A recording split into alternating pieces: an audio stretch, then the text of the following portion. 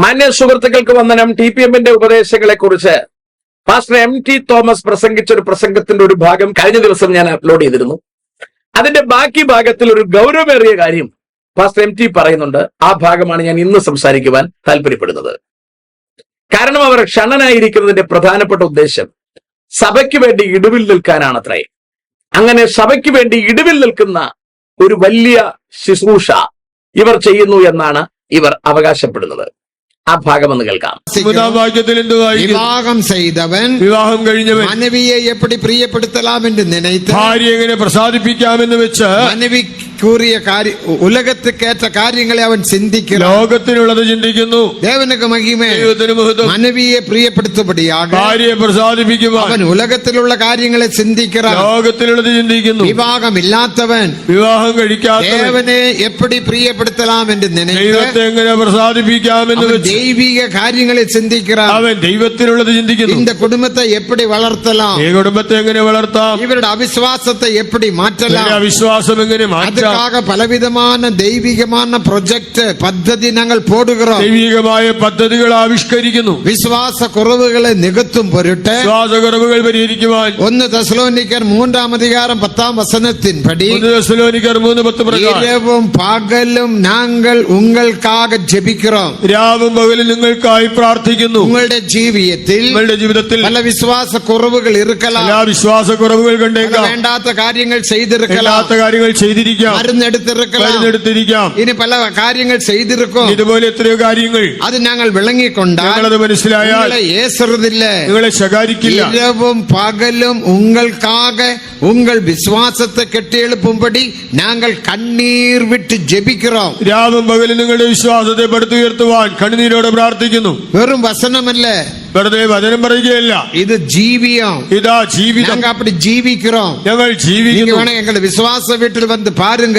വേണമെങ്കിൽ വിശ്വാസ വീട്ടിൽ വന്നു രാത്രിയിലെല്ലാം ജപശബ്ദം കേൾക്കണം. രാത്രിയിൽ പ്രാർത്ഥനാ ശബ്ദം കേൾക്കാം. വളരെ കൃത്യമായിട്ട് കേൾക്കണം. ഞങ്ങൾ നിങ്ങൾക്ക് വേണ്ടി പ്രാർത്ഥിക്കാൻ വേണ്ടി റിസ്ക് എടുത്തിട്ടാണ് വിവാഹം കഴിക്കാതിരിക്കുന്നത്. കാരണം നിങ്ങൾക്ക് ഒരുപാട് പ്രശ്നങ്ങൾ ഉണ്ടാവാൻ സാധ്യതയുണ്ട്. നിങ്ങൾ വിശ്വാസികളല്ലേ? അപ്പൊ നിങ്ങൾക്ക് ഒരുപാട് പ്രശ്നങ്ങൾ ഉണ്ടാവാൻ സാധ്യതയുണ്ട്. ആ പ്രശ്നങ്ങൾ പരിഹരിക്കലാണ് ഞങ്ങളുടെ ജോലി. അതാണ് അപ്പച്ചന്റെ സ്റ്റാൻഡ് പോയിന്റ്. അപ്പൊ ഞാൻ പറയുന്നത് ഇതാണ്, നിങ്ങളുടെ ജീവിതത്തിൽ പല വിശ്വാസക്കുറവുകൾ ഇരിക്കാം. കണ്ടോ? അപ്പൊ ഞങ്ങൾ ഭയങ്കര വിശ്വാസത്തിന്റെ മുൾമുനയിൽ നിൽക്കുകയാണ്. ഞങ്ങൾ നിങ്ങൾക്ക് വേണ്ടി എന്തൊക്കെയോ ഇവിടെ തകർക്കുകയാണ്. നിങ്ങൾക്ക് ചിലപ്പോൾ വിശ്വാസക്കുറവുണ്ടായിരിക്കാം. നിങ്ങൾ ചിലപ്പോൾ വേണ്ടാത്ത കാര്യം ചെയ്തിരിക്കാം. ഇത് റോമൻ കാത്തലിക്കിന്റെ വേറെ സൈസാണ്. അപ്പൊ റോമൻ കാത്തലിക്കിൽ മരിച്ചതിന് ശേഷമാണ് വിശുദ്ധന്മാർ പ്രാർത്ഥിക്കുന്നത്. ഇവിടെ വിശുദ്ധന്മാര് ജീവിച്ചിരുന്ന് വിശ്വാസികൾ പാപം ചെയ്യുമ്പോൾ അവർക്ക് വേണ്ടി ഇടവിൽ നിൽക്കുകയാണ്. രാവും പകലും നിങ്ങളുടെ വിശ്വാസത്തിന് വേണ്ടി ഞങ്ങൾ കണ്ണുനീരോടെ പ്രാർത്ഥിക്കുന്നു. ഇതെന്തേടാ കൂടമാണ്? മറ്റൊരാൾക്ക് വേണ്ടി അല്ലെങ്കിൽ വിശ്വാസിക്ക് വേണ്ടി ഉപദേശി പ്രാർത്ഥിച്ചാൽ വിശ്വാസിക്ക് നേട്ടമുണ്ടാകുന്ന ഇടപാട് ഏത് വചനത്തിന്റെ അടിസ്ഥാനത്തിലാണ്? വിശ്വാസിക്ക് നേരിട്ട് കർത്താവിന്റെ അടുത്ത് പ്രാർത്ഥിക്കാൻ വകുപ്പില്ലേ? അതിനുവേണ്ടി ഒരു ഇടനിലക്കാരന്റെ ആവശ്യമുണ്ടോ? മനുഷ്യർക്കും ദൈവത്തിനും ഇടയിൽ മധ്യസ്ഥൻ വേറെ ആരുമില്ല, ക്രിസ്തു മാത്രമേ ഉള്ളൂ എന്ന് വചനം പറയുമ്പോൾ ഈ ചന്നന്മാരെങ്ങനെ ഇതിനകത്ത് വന്നുവിട്ടു? ഇത് പറ്റിപ്പല്ലേ? ഞങ്ങൾ ജീവിക്കുന്നു. എങ്ങളുടെ വിശ്വാസ വീട്ടിൽ വന്ന് പാരുങ്ക. വേണമെങ്കിൽ വിശ്വാസ വീട്ടിൽ വന്നു രാത്രിയിലെല്ലാം ജപശബ്ദം കേൾക്കണം. രാത്രിയിൽ പ്രാർത്ഥനാ ശബ്ദം കേൾക്കാം. രാത്രിയിൽ എന്ത് പ്രാർത്ഥന ശബ്ദം കേൾക്കാനാ? വിശ്വാസി പാപം ചെയ്താൽ അവൻ ഗുണം പിടിക്കണം, അല്ലാതെ വേറെ കാര്യമൊന്നുമില്ല.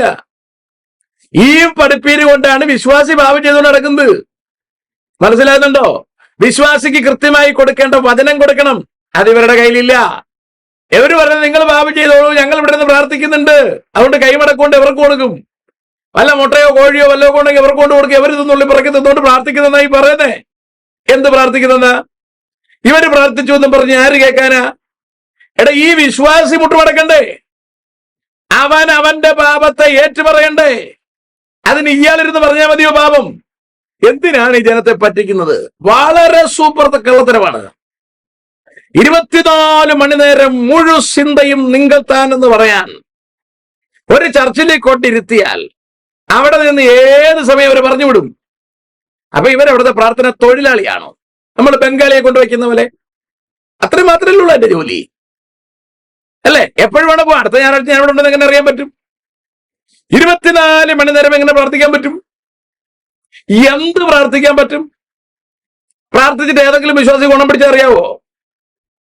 ഓരോ സഭ നിങ്ങൾ എടുത്തു നോക്ക്, അവിടെയുള്ള വിശ്വാസികളുടെ സംവിധാനം നിങ്ങൾ നോക്ക്. എത്ര എണ്ണം സഭ വിട്ടുപോയി, എത്ര എണ്ണം പിന്മാറ്റത്തിൽ പോയി, എത്ര എണ്ണം കള്ളുടിയന്മാരായി ശേഷിക്കുന്നു. എനിക്ക് വളരെ പരിചയമുള്ള എത്ര ചർച്ചകളുണ്ടെന്ന് അറിയാവോ?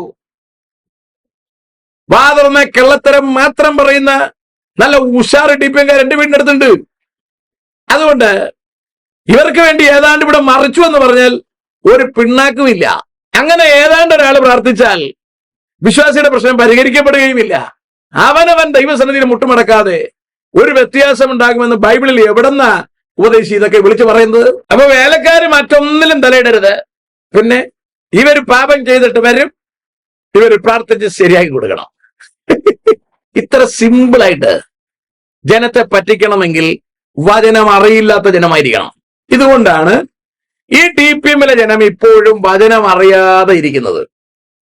ഇവർ പാപത്തിൽ തന്നെ തുടരുന്നതിന് കാരണം ഈ ഷണ്ണന്മാര് പറഞ്ഞു കൊടുത്തിട്ടുണ്ട്, ഞങ്ങൾ ഷണ്ണന്മാരായിട്ടിരിക്കുന്നത് നിങ്ങളെ ഡീസന്റ് ആക്കാൻ വേണ്ടിയാണ്, നിങ്ങളുടെ ഏത് പ്രശ്നവും നമ്മൾ സെറ്റിൽ ചെയ്ത് തരും. ജനം മുഴുവൻ പാപത്തിലും പോകുന്നു, ഷണ്ണന്മാര് മുഴുവൻ നരകത്തിലും പോകുന്നു. ഇതാണ് ഇവിടെ സംഭവിച്ചുകൊണ്ടിരിക്കുന്നത്. ഇത് വളരെ നികൃഷ്ടമായ പരിപാടിയാണ്.